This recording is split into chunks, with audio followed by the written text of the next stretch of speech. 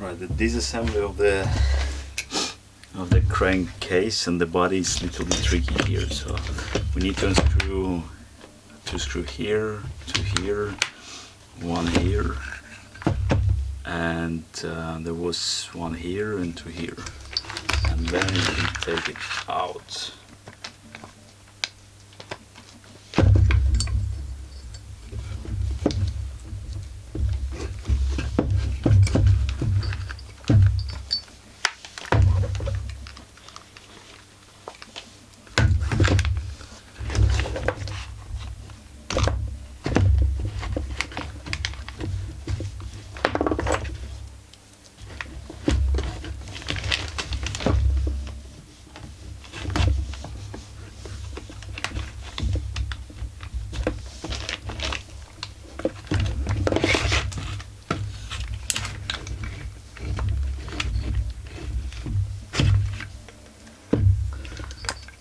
Tricky.